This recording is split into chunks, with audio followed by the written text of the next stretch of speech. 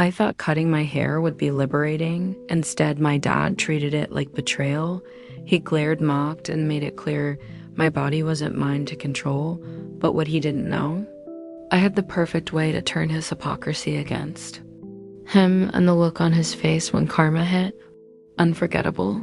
If you've ever fought for your right to express yourself, smash that like button. And if you love stories where control freaks get exposed by their own hypocrisy, subscribe right now, because this one is the definition of sweet justice.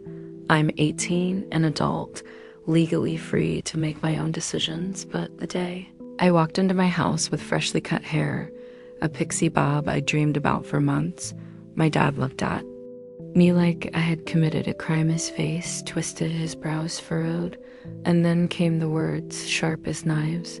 "Why would you do that to yourself?" I froze, because I wasn't expecting that reaction. I wasn't expecting anger. All I had done was cut my hair, and here's the kicker, my dad. He has long hair down to his shoulders, proudly tied back like he's some rock star who never left the ADS but me, his daughter. Apparently, my hair wasn't mine to control. The comments started. Immediately, every day he'd throw out jabs. Such a waste of all that hair. People are going to think you're trying to be a boy. It doesn't suit you. Why didn't you ask me first?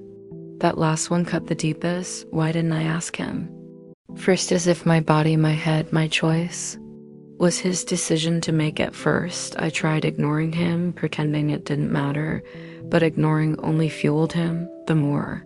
I brushed it off, the sharper his tone became. He'd shake his head every time I walked by. He'd mutter things under his breath. He made sure I knew he hated it, and the hypocrisy ate at me.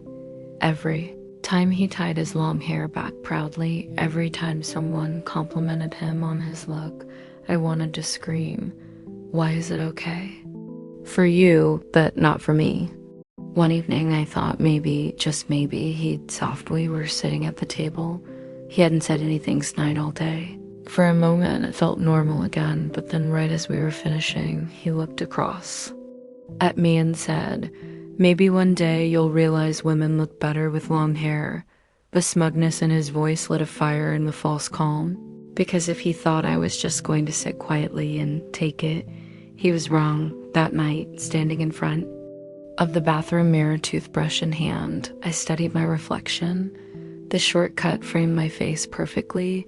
I looked older, stronger, independent, and instead of regret, I felt pride in that moment. I made a promise to myself. If he wanted to fight me over this, if he wanted to shame me into submission, I'd make sure his hypocrisy crushed him instead. The first step was silence. No yelling, no fighting back. Instead, I leaned into confidence. When friends complimented my hair, I made sure to smile big, loud enough for him to hear. "Thanks, I love it too. It finally feels like me." When his friends came over, I didn't shy away. I laughed, I chatted, I let them comment. And almost every single one of them said the same thing, that haircut suits you perfectly. Each compliment was a dagger twisting his pride. But the best part? I saved the real blow for Publica. A few weeks later, we had a family dinner. Relatives gathered, voices, loud food, steaming laughter bouncing off the walls. That's when my aunt saw me for the first time since the cut. She gasped, "Oh my God, that haircut looks amazing on you. You look so grown up, so confident." I smiled, thanked her, then she turned to my dad. "You must be proud she's confident enough to own her style." The room went silent. Every eye landed on him, and in that silence I struck. "Funny, isn't it?" I said sweetly. "I've never once told Dad what to do with his hair, because it's his choice, just like this is mine." Look on his face, priceless. Jaw tight, eyes narrowed. He tried to laugh it off, but the tension in the room was palpable, because he knew. Everyone knew his logic, his authority, his control, all shattered in one sentence. And the best part? He couldn't argue without exposing his hypocrisy, so he sat there, silent, defeated.